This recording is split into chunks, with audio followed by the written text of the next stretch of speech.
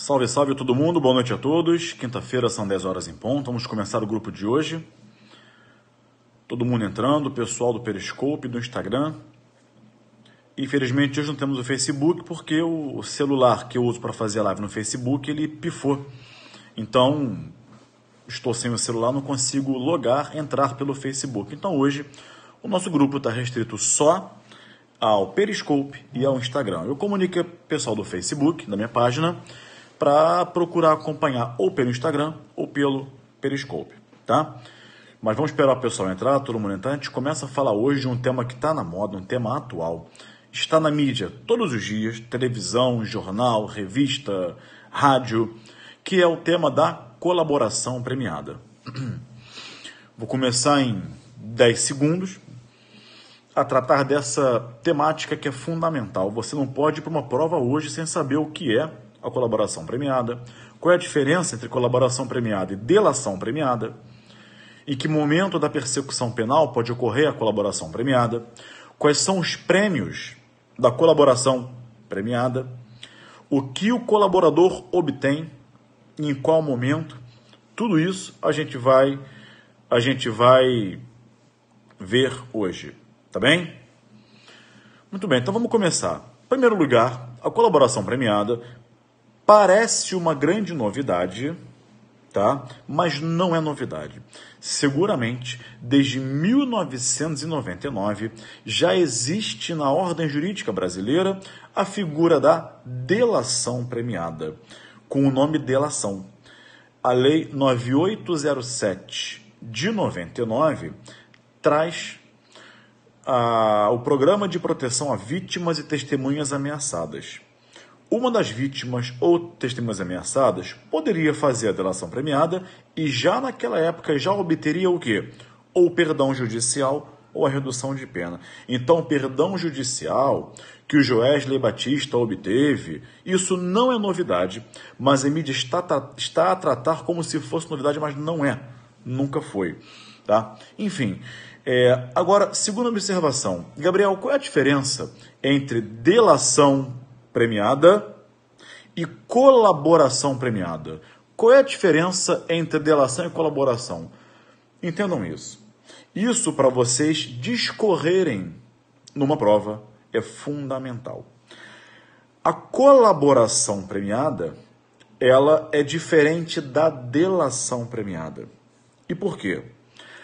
A colaboração premiada está ligada a passar informações aos órgãos de persecução penal. Mas, Gabriel, a delação também não é? É.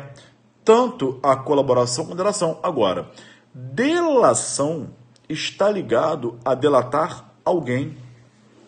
Eu delato um coautor, eu delato um partícipe. Então, a delação, entendam isso, tem relação com um destinatário das informações que eu estiver prestando. Eu delato A, delato B, colaboração não. Na colaboração, eu também passo informações aos órgãos de persecução penal, entretanto, eu não atribuo autoria ou participação a ninguém. Eu não falo de ninguém.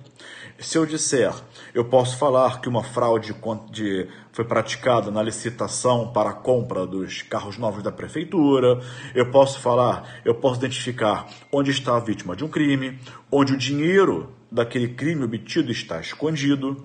Aquela organização criminosa, ela angariou 2 aviões e 3 helicópteros e 20 carros importados. Eu posso dizer onde estão esses bens.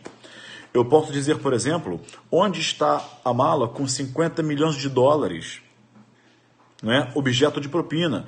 Eu posso afirmar que na Copa de 2014, alguém, não vou dizer quem, alguém exigiu 5 milhões de propina, não sei de quê. Enfim, então na colaboração eu emito e passo informações aos órgãos de persecução penal. Na delação eu atribuo a alguém. Tá? Então, cuidado a essa diferença. E aí você pergunta, Gabriel, ok, colaboração premiada. A colaboração premiada, ela é um meio de prova? E aí? A colaboração premiada, ela é um meio de prova? Vão pensar. Pensem. Não só repetindo por aí o que vocês ouvem, mas reflitam, pensem. A pergunta é muito simples. Estamos aqui para estudarmos juntos. A colaboração premiada é meio de prova? Não é. Como não, Gabriel? Não é. Calma que eu vou explicar. Calma. A colaboração premiada, ela é um meio de obtenção de prova. Não é meio de prova. E tanto é que a lei de organização criminosa, no artigo 4º, algum daqueles seus parágrafos dispõe que não pode haver sentença condenatória baseada exclusivamente na colaboração premiada.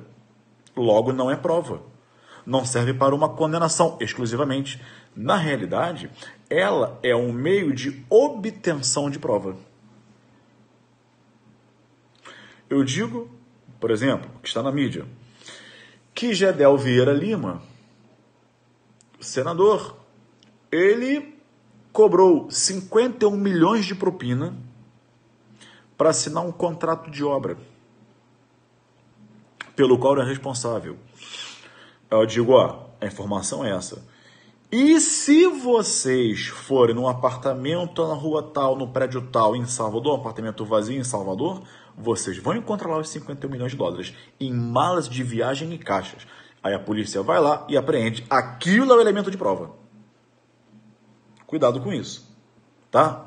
Ou então eu digo em delação, colaboração, delação, o que se for, o que seja, que, por exemplo, o governador do estado se reuniu com o empreiteiro ontem e acertaram que 5% do valor da obra daquela praça naquela cidade, naquele estado onde o governador governa, né? Foi acertado que o empreiteiro pagaria 5% do valor do contrato para o governador. E eles conversaram isso por WhatsApp. Aí a polícia, com autorização judicial, vai lá, busca e apreende o celular de ambos. Aí vai estar lá a conversa. A conversa é elemento de prova. Então a colaboração, ela é um elemento que vai permitir à autoridade encarregada de persecução penal de ir até o local, ir até o ponto X e obter o elemento de prova. A colaboração por si só não é meio de prova, é um meio de obtenção de prova. E cabe ao colaborador informar onde aquela prova pode ser achada. Então, muito cuidado com isso. Sobretudo prova discursiva. Você sabia que na prova discursiva é importante colocar isso? Aliás, vocês sabem fazer uma prova discursiva? Ou vocês pensam que é só saber o direito e colocar o que você acha na prova? Aí vai fazer a questão discursiva, vale 5 pontos. Tudo que você sabe, você escreveu. Aí recebe nota 2. Ué, mas como assim? Vale 5, ganhei 2, eu acertei? Você não acertou. Você pensou que acertou. Mas você tem que saber escrever a resposta da prova. Você tem que saber responder a uma questão discursiva. Como escrever, como começar, como terminar, o que citar, como citar doutrina, né? Como citar jurisprudência, o que você precisa escrever, qual o princípio que você devia escrever, que você não escreveu. Tudo isso você vai perdendo ponto. Né? Agora imagina, se você já chegou a uma prova discursiva, imagine que você ganhe 1 pontinho a mais em cada questão. Aí você vai ser aprovado para a prova oral. Então tem que saber fazer prova discursiva, tá? Dissertativa. Bom, e aí, amigos, o colaborador, ele obtém quais prêmios? A colaboração é premiada. Qual é, então, a premiação decorrente daquela colaboração? Bem, amigos, se formos para o artigo 4º da Lei de Organizações Criminosas, que é a Lei 12.850 de 2013, o artigo 4º, eu estou com ele aberto aqui, ele fala assim: o juiz poderá, a requerimento das partes, conceder o perdão judicial, reduzir em até 2/3 a pena privativa de liberdade, ou substituí-la por restritiva de direitos. Então, de plano, já enxergamos aqui 3 prêmios. Mas vejam, os prêmios da colaboração que é premiada não se esgotam no artigo 4º caput. Não, não. Mas vamos ver daqui a pouquinho. O que importa é que, por enquanto, temos os 3 prêmios no artigo 4º caput. Perdão judicial, como foi o caso lá do Joesley Batista, redução da pena em até 2/3, não é de 2/3, é em até 2/3, e substituição da pena privativa de liberdade pela pena restritiva de direitos. Tá? Muito bem, vamos seguir. Agora, primeira observação. O artigo 4º, ele traz várias questões de prova. Eu quero fazer com vocês, eu quero que vocês façam comigo aquilo que vocês não fazem em casa sozinhos, que é ler a lei. Vocês têm que perceber de uma vez por todas o poder que dá ler a lei. Eu vou fazer isso com vocês. Vamos ler o artigo 4º juntos. E do artigo 4º vamos retirar vários elementos importantes que caracterizam e fazem parte da colaboração premiada e que vem em prova. Se você estiver com a lei aberta, leia comigo. Se não, preste atenção. O juiz poderá, a requerimento das partes, conceder o perdão judicial, reduzir em até 2/3 a pena privativa de liberdade ou substituí-la por restritiva de direitos daquele que tenha colaborado efetiva e voluntariamente com a investigação e com o processo criminal, desde que dessa colaboração advenha um ou mais dos seguintes resultados. Vou ler só o inciso 1. A identificação dos demais coautores ou partícipes. Vou repetir. A identificação dos demais coautores e partícipes da organização criminosa e das infrações penais por ele praticadas. A partir da mera leitura da cabeça do 4º, e se você não sabe até hoje, fique sabendo que caput em latim é cabeça.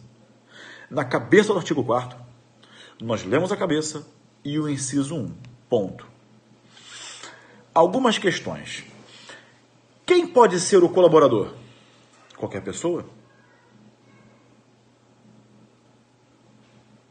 Bota a cuca para funcionar. Não espere eu perguntar e eu responder para não dar resposta. Vai atrás de você da informação. A curiosidade é a maior arma do estudante.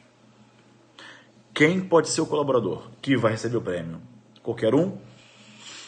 Então, se eu digo que o vizinho aqui do lado do meu prédio vende drogas, eu sou um colaborador. Aí eu obtenho lá redução de pena. Pena de quê? Né? Então eu ganho um crédito. Pode praticar aí uma injúria que está no crédito pela colaboração que você fez. Claro que não, isso é uma brincadeira. Né? Mas vamos ler de novo o inciso 1. Colaborado, efetivo e voluntariamente, desde que a colaboração advenha um ou mais seguintes resultados. Inciso 1 do artigo 4º. A identificação dos demais coautores ou partícipes da organização criminosa. Dos demais. Então vejam, o colaborador só pode ser um integrante daquela organização criminosa. Só.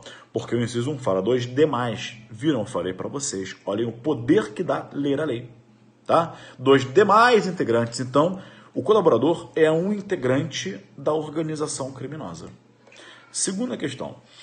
O juiz participa da colaboração premiada? Não. A colaboração premiada, ela é um instituto que nasceu de um modelo consensual de justiça. Tanto é que, de novo, o caput do artigo 4º, e olha, mais uma vez, desculpa a insistência, mas toda a minha insistência é fruto da preocupação com o estudo de vocês, tá? O juiz poderá, a requerimento das partes. Então, o juiz não toma a iniciativa da colaboração, ele não participa da colaboração, ele é um mero espectador, tá? E outra, a colaboração deve ser efetiva e voluntária. Voluntário, entenda-se, não precisa ser espontâneo. Nascer do interior do agente, da vontade dele. Basta que seja voluntário, e voluntário é tudo aquilo que não há coação. Então, por exemplo real, tá? Marcelo Odebrecht foi preso.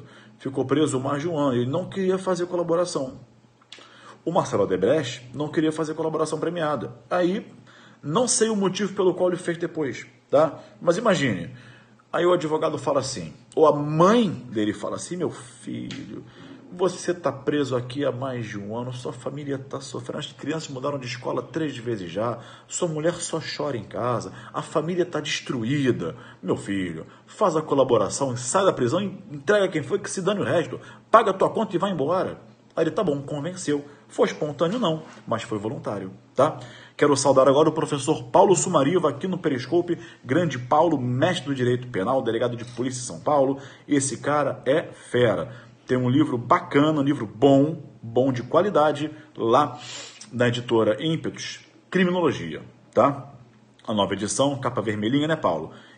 Se eu não me engano, é a 5ª edição. Enfim, tá muito bacana o livro. Se eu fosse você, eu adquiria, não pensava 2 vezes, tá?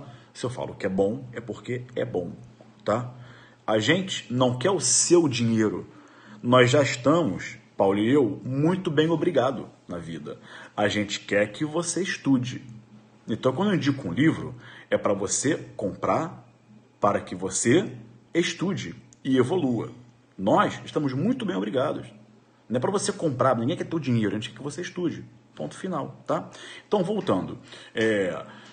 A colaboração, ela deve ser o pendrive aqui, ó. Já pensou se eu emulo o pendrive pequenininho? A colaboração deve ser o quê? Voluntária e efetiva. Ok. O que se entende por colaboração efetiva? Colaboração efetiva é a colaboração que resulte uma daquelas consequências dos incisos do artigo 4º, quais sejam, estão abertos aqui, a identificação de demais coautores daquela organização criminosa, a prevenção da prática de infrações penais pela ORCRIM, entenda quando eu falo ORCRIM, organização criminosa, localização de eventual vítima, recuperação total parcial do produto da infração penal. Então, tudo isso é que dá a efetividade à colaboração. Se não acontecer isso, tá? Não foi efetiva. E o artigo 4º caput exige colaboração voluntária e efetiva, tá? Muito bem. Esses resultados, eles são alternativos dos incisos 1 ao 5. Não precisa que o colaborador proporcione, melhor dizendo, os 5 incisos. Basta que ele proporcione um. Ok, Gabriel, mas de onde você tira isso? De novo, entendam o poder que dá ler a lei. Eu tiro isso do artigo 4º caput. Olha o finalzinho lá. Desde que essa colaboração, ou melhor, desde que dessa colaboração advenha um ou mais dos seguintes resultados. E vocês não perceberam até hoje a importância de ler a lei. Eu estou mostrando para vocês. Eu estou aqui para estudar com vocês e mostrar que muita questão que vem em prova surge da lei. Ah, mas Gabriel, ler a lei é chato. É, mas é chato para você, é chato para mim, é chato para todo mundo. Mas olha o que acontece. Aí você sai para estudar sábado na biblioteca da faculdade.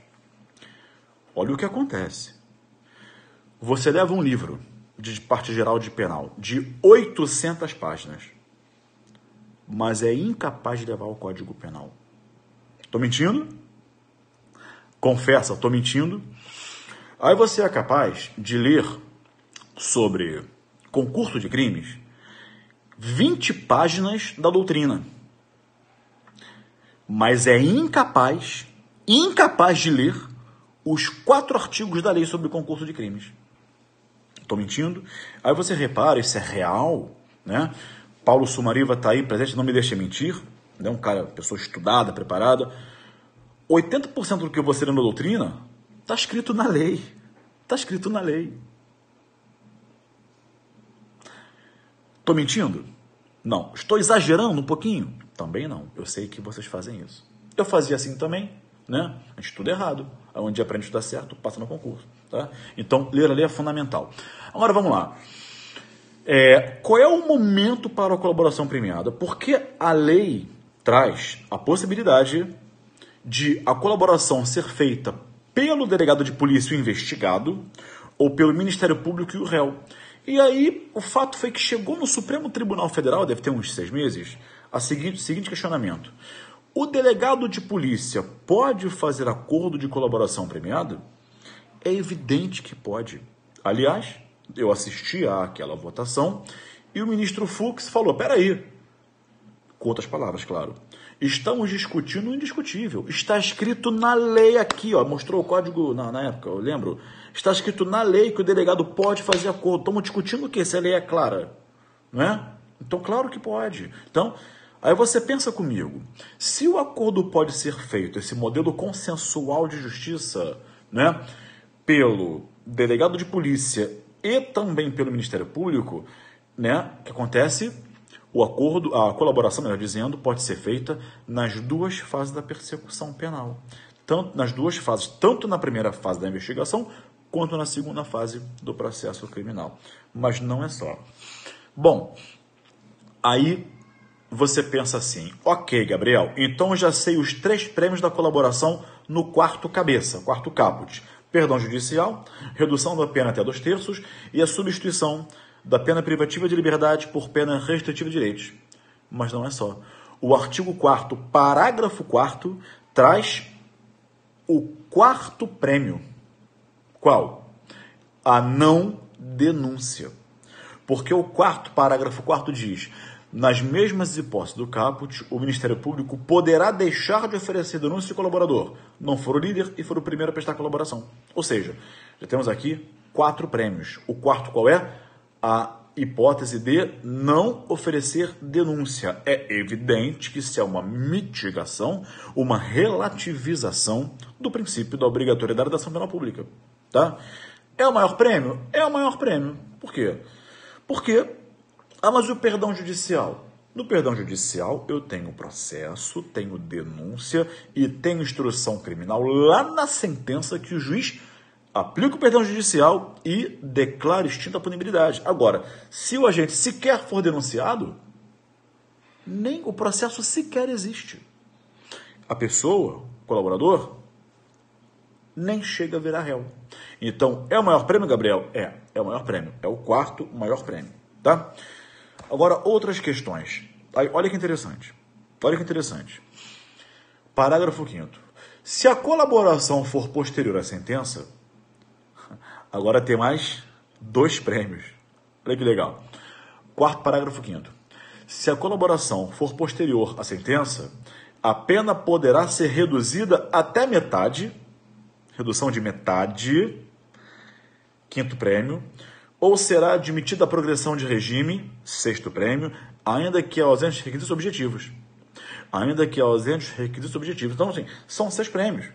Caramba, Gabriel, parece Silvio Santos que dá prêmio sem parar, quem ganha, ganha, quem perde também ganha, né? Mega aquela coisa do Silvio Santos, bom da felicidade? É prêmio que não para mais? Não, os prêmios param aqui, tá? Acabou. Então são 6 prêmios, tá? 6 prêmios, olha lá.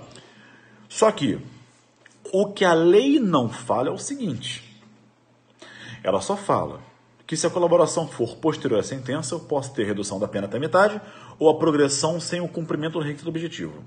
Ok. Mas quem aplica isso? Porque, vejam, se é posterior à sentença, quem aplica a redução de metade ou concede a progressão de regime ainda que não se satisfaz o requisito objetivo? Se vira aí para responder. O que você acha?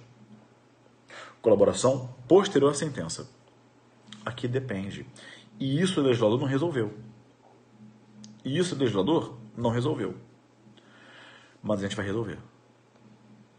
E vai depender do momento. Por quê? E da situação concreta. Que é após a sentença, Mas, primeira hipótese, após a sentença, com o trânsito em julgado, juízo de execução penal. Segunda hipótese. Após a sentença, em fase recursal, o tribunal, que é o juízo natural, onde o recurso está sendo julgado. Ok? Repete, Gabriel. Repito. Isso a lei não resolveu. Está no meu livro isso, eu resolvo. A colaboração após a sentença pode gerar redução da pena de metade, ou até metade, ou a progressão sem que cumpra lá um sexto da pena, por exemplo.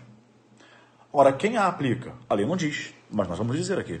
De novo, após a sentença, concordam comigo que após a sentença pode ter o trânsito julgado ou não, fase recursal, julgando a apelação, mas é após a sentença. Então vamos lá. Após a sentença, com o trânsito em julgado, juízo de execução penal. Em fase recursal, o tribunal, onde estiver o recurso.